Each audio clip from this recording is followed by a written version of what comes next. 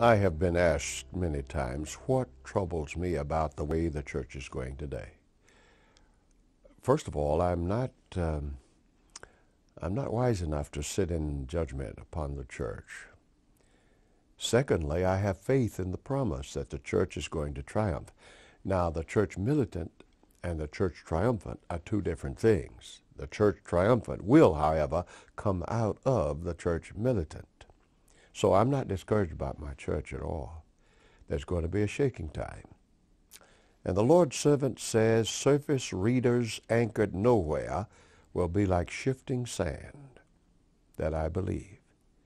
But don't go judging who will go out and who will stay. Some that you think are going to become stronger than ever and stay.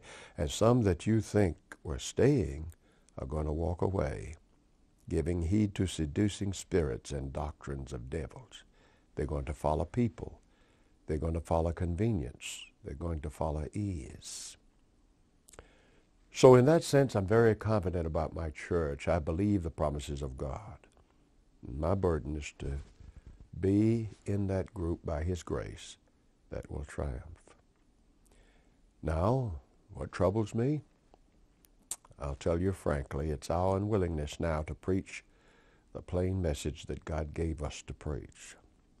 The three angels' messages of Revelation 14 are given to us in particular as a mandate to carry to all the world. I see us not quite doing that today. Oh, we have learned sermons. Good sermons. We got some talented men. And when they stand up, they hold you spellbound. But our message is not just a feel-good message. Or if you'll allow me to be very frank, it's not just a gravy message. It's a message of substance.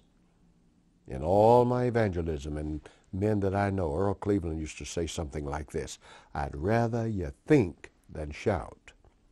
The ultimate objective is not to touch you emotionally. And yet, when I was in school, a man named Evans wrote one of the books we used in homiletics, and he said, appeal first to the intellect, then to the emotions, and through them both to the will. That's okay. And Ellen White says, when you consider the passion of Jesus, His blood, His death, His suffering, and you are not emotional, it's a sin. So there's a place for emotions, but not first place. Appeal first to the intellect. Ours is a message, not a feeling. It's not just a lot of nice things you say. It is a specific message. Now, when I pastored, I tried to do my best, and I had divisions of sermons. Sabbath I called pastoral. Sunday night I called evangelistic. Wednesday night I called apocalyptic. On Wednesday nights I like to talk about the sealing work, the shaking time.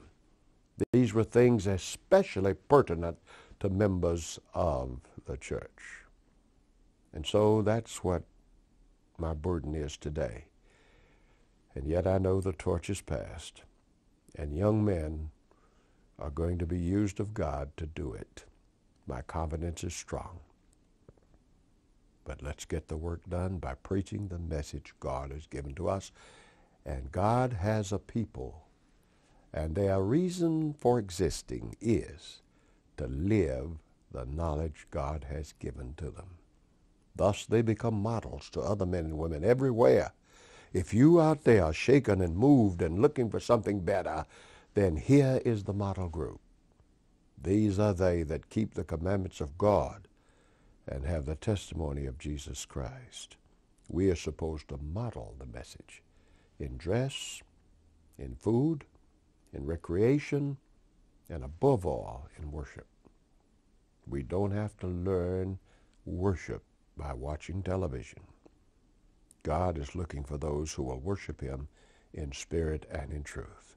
So, as a man getting old, and I never thought I'd say that, as a man getting old, my heart goes out to all of you in confidence, the confidence that the church will triumph, and that you who want to be saved may, by the power and love of of Jesus Christ. Let us pray for each other.